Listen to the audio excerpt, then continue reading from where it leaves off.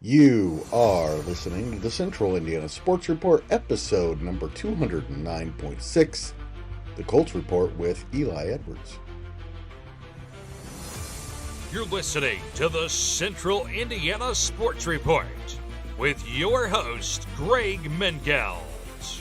Back here at Ball State University with our Colts guy, Eli Edwards, and it's most of what's happened with the Colts in the offseason had happened the last time we were talking. In fact, I kind of spoke it into existence, and the Colts have a new corner, a new playmaking corner who's going to make a difference for sure. But they've made a couple of moves since we last talked, and I think we need to talk about what they accomplished overall. Welcome, Eli. Thank you. Appreciate it. Let me start by saying that I think that they needed to upgrade their weapons. I think they needed to upgrade their defensive backfield, their linebackers, and their pass rushers, and for sure their tight ends. Yep. And they've addressed the defensive backfield. At least looks like that's going to be a strength of the team. But overall, did they do much to move the needle? Not really. They didn't really do a whole lot else other than handle the secondary. I mean, the weapons, I really think they think their weapons are good enough right now. I feel like that's their mentality. They are good enough. They're probably average in the league. Yep, but they're not going to take you to the next level. Those dudes aren't. Offensively, their D-line probably got worse, wouldn't you say? Maybe. Did they make any moves there? No, they didn't. Lost guys. They lost one or two, but. And then we were talking about last week, we wanted to, well, at least I did. I was hoping they would go out and get Greenlaw. Yes, of course. Lost him. I kind of thought that it would be difficult to get both. Yeah, definitely. At least they got one. Yeah. But that would have been nice as well. That's kind of in my eyes, a little bit of a dangerous pickup for Denver because they were pretty good last year, unexpectedly. We're going to be talking about the teams that improved the most coming up here in a minute after we talk about the Colts. So, all right. And I think the Broncos are definitely on that list. Yes, for sure. And then the O-line lost Kelly and Fries. I mean, that's two dudes who were, I mean, one of the, I don't know if he still is, but one of the best centers in the league. It's time for him to go. Yes. He was not great last year. And Bordolini, that's why they drafted him. It's a veteran. Yeah. Lose a veteran. And I think they think Gonzalez is better than Fries. And I think that's why those two were let go. And I think that's probably the right thing to do if those guys are ready to go. Mm-hmm. I don't know what they've done since last time we talked. Not anything big. Daniel Jones. True, that's right. Daniel Jones. Danny Dimes. That was a. What do you think of that pickup? Is it a good move to get a backup guy who could, I should say, a backup plan? Yeah. To Anthony Richardson. I thought they would get somebody to be a backup. Now it looks like they want competition. I'm not sure that you do that to the guy who you have named your franchise quarterback, but I mean, who knows? With what they did last year, I think anything's possible. He might come in there and take the starting spot and surprise some people. There's a chance of that. I mean, he is talented, definitely. I mean, he's kind of like he plays a similar, not as explosive as Anthony Richardson, but he can run with the ball too. He has that part of his game. Similar. I mean, it can't go much worse than what Flacco did coming in last year. So maybe it works, maybe it doesn't. It's hard to fault the move. They didn't spend that much. Right. I just don't know about sending the message to Anthony Richardson that maybe you're not the guy. I hope with that move it'll spark a little bit more of competitiveness in him. Like, hey, we got a guy here who could also play. I mean, he got a big contract last year, which didn't work out, obviously, but right. I feel like that should kick him in the butt. Be like, hey, this is the real deal, man. You don't got much more time left, so you better lock in, show us something here, or you're gone.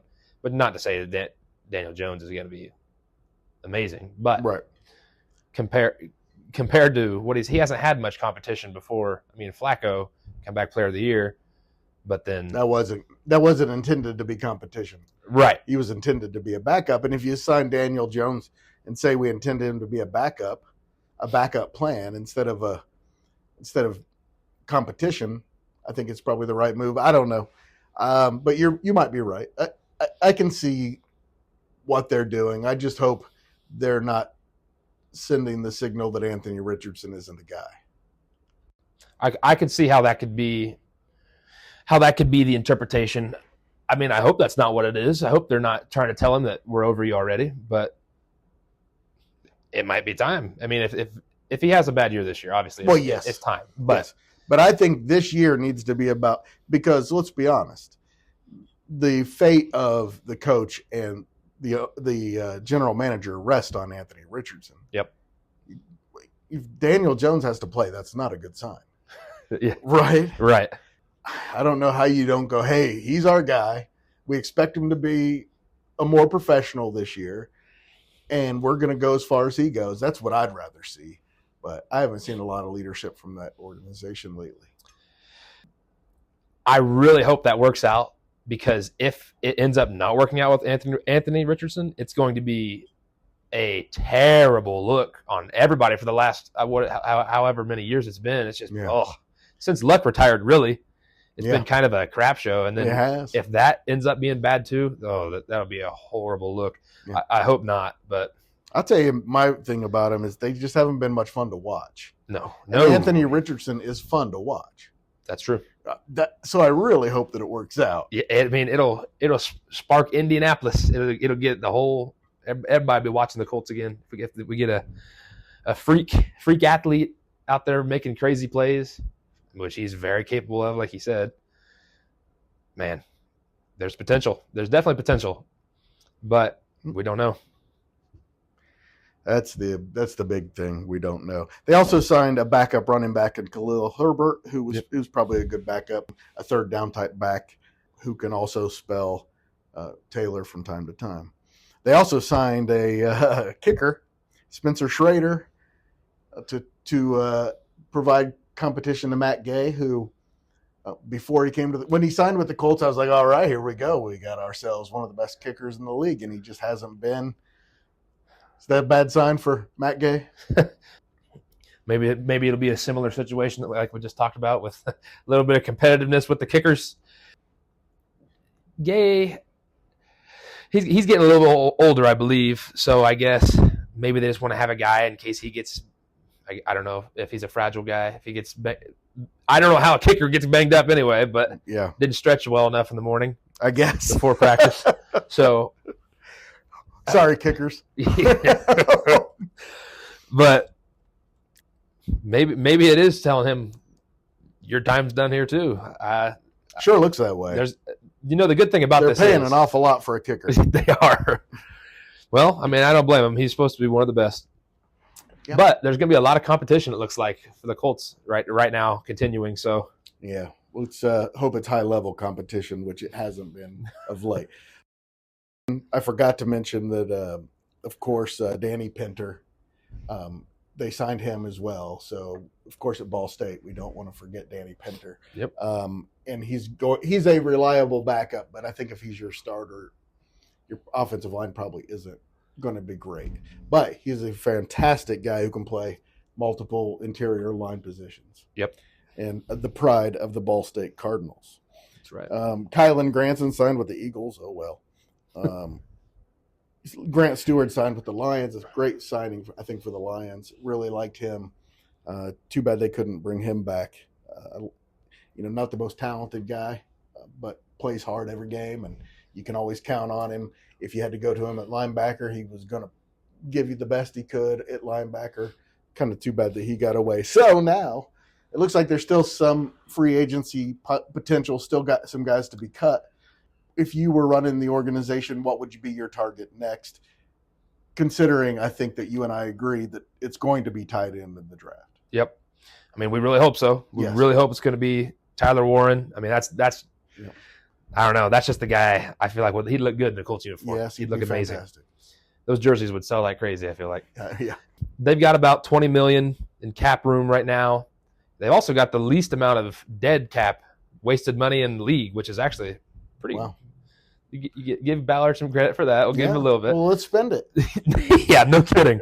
So a guy I would like to see them get is, I mean, he's old, but I think Tyler Lockett is just getting released from Seahawks. It's not a bad thought. I think that'd be a great guy, smaller, quick guy to fit in that receiving room.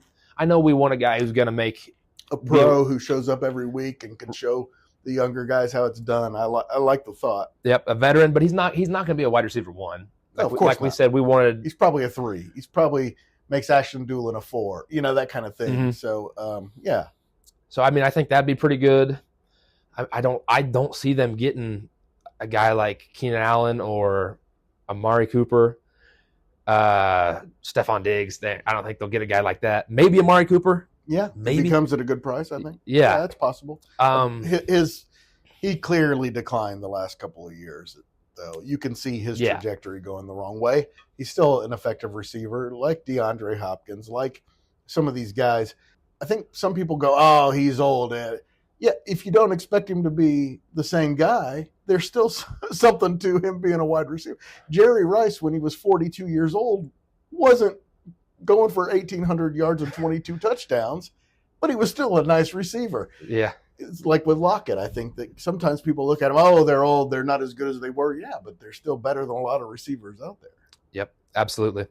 I mean, I don't know. The wide receiver market there's not a whole lot other than those guys. I think another guy that would be great defensively, I mean, the chances of them getting him is not very high, but he's been kind of bouncing around a team. So I think they should at least take a shot at getting Von Miller if they can get him for a great price, because they need an edge rusher, unless they need an edge rusher for sure. Latu, because we don't know. I mean, I think even if he's great, who's the guy on the other side? Exactly.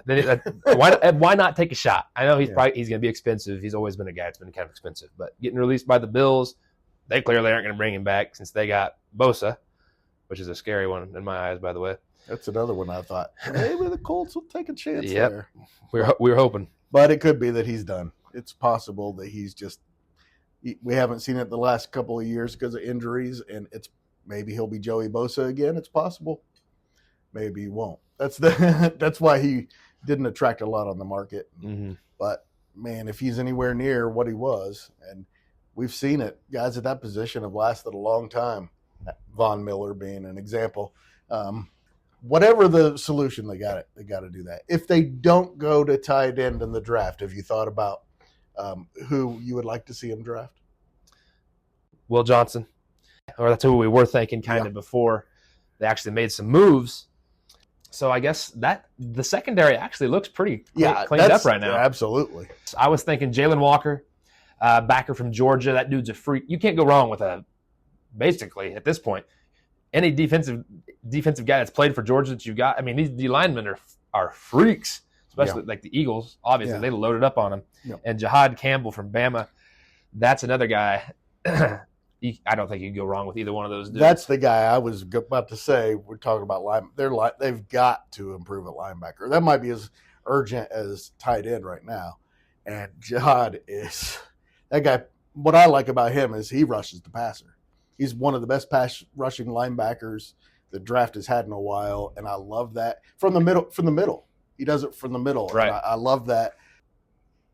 He's a guy who he's going to fit certain schemes, but he might be a guy that you draft and just scheme around him because he might be that good if he's in the right situation. So, Jahad Campbell is one that I really like. Yep, I agree. Unfortunately, they're probably not going to get him because they've got to get a tight end, and it's got to be one of the two. I think. I mean, I think there are 3 or 4 maybe they're talking about first round. Yeah, but you've got to get top end talent at tight end because there just aren't that many good ones. There aren't that many that make a huge difference. And look at the ones who do. Kittle in San Francisco. They changed so much on the offense. They just changed so much, and it's been since Dallas Clark since the Colts have had one that was really a difference maker. Yeah, I mean, having a guy who can. I mean, tight ends are like you can't call them a receiver because they can block great on the line, a good one. Yes. And then Warren might not be that guy.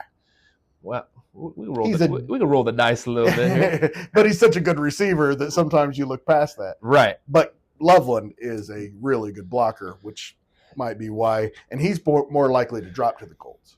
Yeah, they're definitely going to get one of them. I think they will definitely have a chance to get Loveland. Unless for some reason, if the Saints decide to take him, which that isn't going to happen. But I guess there are some teams grading Loveland above Warren. So I mean, hey, we'll take it. yeah, We see the Warren, the Colts on the Colts, but more so than Loveland. So I mean, they're going to get a shot at either one of those dudes. But if you're not getting a tight end, please, hopefully, get a backer somewhere in the draft. They better be. They've got to still have some plans for linebackers, and because EJ Speed is still a free agent, is he the answer? No, he's not really. I mean, he's decent. He would be a decent starter. You got to put other good guys around him, and they got to get linebackers who can cover the pass. Although now the defensive backfield is good enough that if you can get a pass rusher, maybe. But they've drafted 3 or 4 in the last few years in the high rounds, and none of them have worked out. Well, lot to be determined. Getting a backer. Every good team has a good middle linebacker. It's the quarterback of your defense. I mean, it's a leader. Depending on if he's a veteran, I mean, he's got a very loud voice that everyone will listen to. I mean, even if you're just drafting one, you got to have you have to have a backer. You have to have a middle backer. That controls everything on your defense. I don't know if the Colts defense is going to be next level, like consistently dominant until they get a quality backer in there, and that could be a rookie. I mean, depending on who they get. It was last year in Green Bay, that's for sure. And if he doesn't get Tyler Warren, he probably needs that another receiver. But they are out there, and like you said, they do have some money. Yep. So we'll talk about more about that next week. Right now, let's turn our attention to the rest of the NFL, and let's start with the Broncos. They had a really good defense last year. They added top 5 linebacker in the league. Yeah, I think so. I mean, Greenlaw's a freak. They got Hufanga, the safety from the Niners. That guy's really good. Troy Polamalu Jr. Right. He's got the hair like him. Yeah. He's good. He's not quite Troy Polamalu. No. And then they got Evan Ingram from the Jags. I mean, pretty solid tight end. Yeah. He got a little too much money when he signed with the Jags, but I think the Broncos, I don't believe, honestly, as someone who cheers for Auburn football, I have a hard time believing that Bo Nix is an NFL Super Bowl winning quarterback.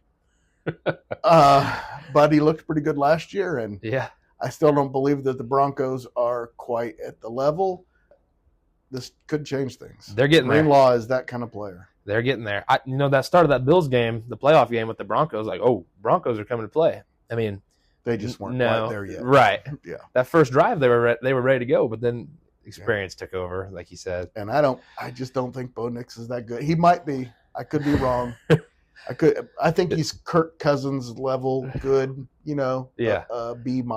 level quarterback, a guy who's going to win you some games from time to time, but probably don't want to be your franchise quarterback. But we'll see in Denver. Anything else from other teams that you really like what they did? Yeah, the Chargers, I thought, made some pretty good moves too. I mean, they brought back Mike Williams, who I thought was, when he was first with the Chargers, I thought he was the best wide receiver 2 in the league. I mean, people disagree with that, but he's big. When I would watch them, goes up against the ball. I didn't ever see him drop one of those little back shoulder or whatever. And he has dudes all over him and still comes down with it. And then they got Najee Harris from the Steelers. He's kind of decreased, I think, a little bit. He underperformed the last couple of years, but he like we said, just because he's not as good as he used to be doesn't mean he's not good. Right. And then with Harbaugh, the run game guru, I think that's going to be a great piece for them. He's just so good in the NFL. He's a scary guy to have. Justin Herbert as well. Yes. I mean, that huge arm. Yes. Potential with Justin Herbert. That makes me potential. It's like crazy. He can run. Yeah. And I don't know. I mean, he's got Josh Allen like potential. Yes, definitely. I mean, if he didn't have to play Mahomes 2 times a year and not ever get a chance to win the division, which he might. Hey, that's my next question. Chiefs downfall. Is there a chance that the Chiefs finish 3rd next year in that division? Ooh, oh my goodness! Wow, you're right. Behind Broncos, Denver, and the Chargers, and honestly, the Raiders have gotten a lot better. They've got a competent coach. They've got a competent quarterback. They've made a lot of moves this week. Could it even be 4th? I don't know about 4th. I think they'll beat the Raiders, I bet. But they've got Patrick Mahomes and Andy Reid. It's hard to doubt them. Right. But the rest of that roster just is not very good anymore. No, it's not. And they haven't done anything in this No, they free can't. agency. So I bet the Chargers will take that division this year. They underperformed in the playoffs last year, but They weren't quite good enough yet. this year, this might be the year they actually go on a decent run. I think they can take that division. But Broncos too, man. I mean, they just aren't. I don't know what they're going to get done with Bo Nix. I don't think they could in the playoffs. I don't know how much they'll be able to get done with. I mean, I think he was pretty good. I know you don't like him very much because he left Auburn, but No. It's not because he left Auburn. It's because he stunk at Auburn. That's why he left. Yeah.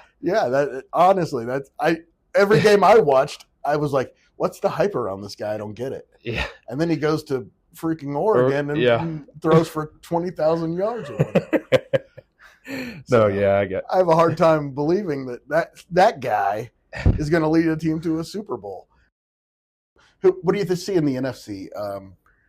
The Eagles lost 3 players. You talk to Eagles fans, and they're saying we had better players behind them. I think they might be right. Really?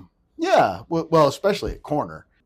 I've been saying I think that'll implode, but you just think back about how good Jalen Carter was last year, and you think about guys like Warren Sapp and Reggie White and those guys who just took so much attention from offensive lines that it made the entire defensive line great, like it did last year for them. Right. I mean, he got so much attention that the rest of the defensive line was great.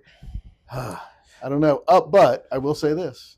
Today, the Patriots officially put in for the rule for not allowing the assisting that's been going on the last few years. You should not be allowed to push your own player forward. Yeah. I mean, if you happen to push a guy forward, that's one thing. But there used to be a rule called assisting. You could not do that. I don't know when it went away, but all of a sudden they were doing that, and it's just, man, last year it's just kind of unfair how good they were at it. I agree. It's so strange how they have completely perfected it. It's weird. Completely. It's just even after losing unstoppable. Jason Kelce. Yeah. I kind of thought this offseason, like, okay, that's the man in the middle. He's exactly. Probably, they won't be the same. I thought he was the whole reason. Oh my gosh. I thought it looked better this year when they were running. It did. It was. Well, you also had the threat of Barkley in the backfield. That's a nice guy to have pushing you. I think that was a big part of why it was even more effective is all you had to do is turn around and pitch the ball. So what are you going to do? You can't put 9 guys there to stop it. Right. You can only put 7 because it's a touchdown if he pitches the ball out and you don't have at least a guy out there or 2. Yep. So it was even more effective. And Barkley, how good was he last year? That was, I think, since I've been consistently watching football, the last guy I feel like that was that good in my lifetime, probably like Adrian Peterson. That'd be the last one, yeah. But this was the first time I've ever seen a running back have this great of a year. Yeah. And just like doing stuff like that backwards hurdle, it's like, what is it? What is this? Yeah, it's not supposed to happen. It's different, and those guys at running back don't come along very often. A couple of running backs might go in the first round this year. It looks like Barkley's kind of bringing it back in vogue. My thing is they just don't last very long, and every once in a while one does. Yeah. But on average, remember Ezekiel Elliott? Yep. Where's he? Was he worth a first-round draft pick in hindsight? Oh, man. Probably not, because he was only a prime guy for 6 or 7 years. I mean, you want your top guys to last longer, like every other position does. Yeah. That's the problem. That was every crazy. other position lasts a long time on average, but running backs just don't. Yeah. The beating is just too much. Nobody can. I mean, that's so crazy bringing that up. Like the Cowboys were so that the upside for them looked unbelievable. They were undefeated for I don't remember how many games that lasted, but Dak looked great. Zeke looked great, and then all of a sudden that's over. Tony Pollard was clearly better. Oh, and everybody knew that. Yeah, and it was like, it's over. Yeah, it's over for this guy, and it's too bad. You just don't know when it's going to take its toll. And Barkley looks like the kind of guy who's going to be great for the next 10 years.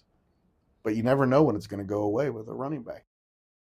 Anything else from free agency that stuck out to you Well, that you think will be a difference maker? I'll say that I don't know if this will be a difference maker, but to benefit the Colts a little bit, the rest of the division, the AFC South, I don't think has done that many splash moves. So I guess that kind of works out for them. I think they might have had the best free agency out of the division. Jags didn't do a whole lot. So I don't know about Trevor Lawrence having too much success, at least this upcoming season. He's definitely got potential. It kind of sucks, by the way. It's like the teams in the division got these really good quarterbacks, like Stroud, young, Trevor Lawrence, young, Yeah. Anthony Richardson. We hope it works out. That would really be bad for them trying to get a young guy, and did not happen. Well, if they don't win this year, you just tear the whole thing down, right? Yeah, Because that's the best way to rebuild in the NFL. No, you know what they'll do is they'll go about 500 again, and that's gonna really put everybody in a bad position. Then if they go right around 500 and be like, what do we do with Anthony Richardson? Thank you so much to Eli. Sometimes I get a little too excited and cut him off too much. That is my bad. I promise I will try my best to get better. He's a really good sport, and he's really getting the hang of it. Looking forward to seeing what he can bring to the Central Indiana Sports Report Colts coverage. And thank you for listening. If you are interested in seeing the Central Indiana Sports Report continue to grow and thrive, please share this episode with your friends and family. We thank you as always.